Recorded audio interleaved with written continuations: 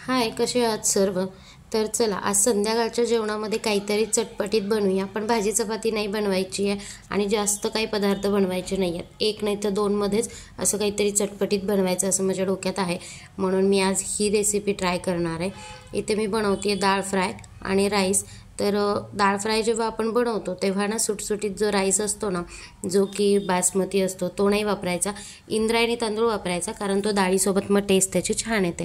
तर इथं मी दोन्हीकडे कुकर लावून घेतलेला आहे. एका साईडला मी भात लावला आहे आणि एका साईडला आत्ता घेतलेली डाळ घ्यायची. तूर डाळ आणि मूग डाळ घेते मी, सम प्रमाणात घ्यायची ती दोन्ही पण. आणि ते कुकरला लावून घेतलेलं आहे.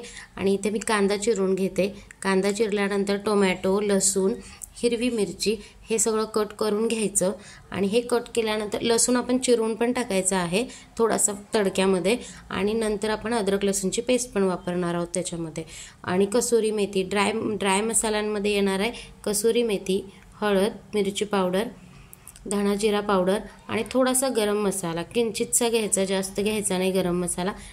इथे मी मिरचीला असे कट मारून घेते. सुकी मिरची असेल तर तुम्ही लाल 2 सुकी मिरची टाकली तरी चालेल, पण हिरवी मिरची पण चव छान येते हिरव्या मिरचीने. तर इथं मी कढईमध्ये तेल गरम केलं होतं. जिरे, मोहरी, लसूण, कढीपत्ता आणि हिरवी मिरची टाकून थोडंसं फ्राय केलं. त्याच्यानंतर कांदा टाकला.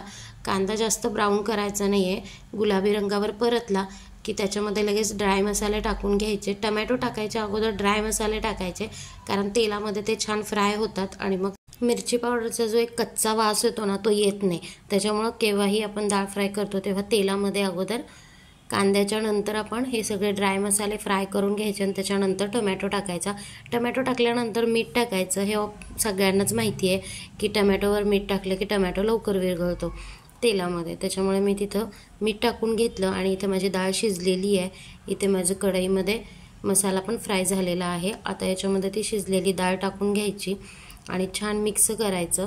ही डाळ माझ्या घरात तर सर्वांना खूप आवडते. आणि ही जर का डाळ केली तर डाळ, भात आणि हे असे ना पापड असतात ना, ते तळून घ्यायचे त्याच्यासोबत, खूप छान लागतात. रात्रीचं जेवण हलकं फुलकं पण होतं आणि कमी टायमामध्ये पण बनतं. आणि सर्वांनाच, माझ्या घरात तर सर्वांनाच आवडतं. आणि इथे उडदाच्या पापडाला जास्त तेल गरम लागत नाही, म्हणून मी कढई उतरवली आणि त्याच्यामध्ये ते फ्राय करून घेतलं. तर इतकं छान मस्त जेवण झालं होतं संध्याकाळचं. भात, डाळ फ्राय, थोडासा कांदा त्याच्यासोबत आणि पापड, हे सगळं घेतलं की चपाती आणि भाजीची गरजच लागत नाही. कोणी म्हणत पण नाही आणि कोणी आठवणी काढत नाही की आम्हाला भाजी चपाती हवी आहे. पण ही डाळ जी आहे ना, ती खूप चमचमीत बनते. एकदा नक्की ट्राय करून बघा.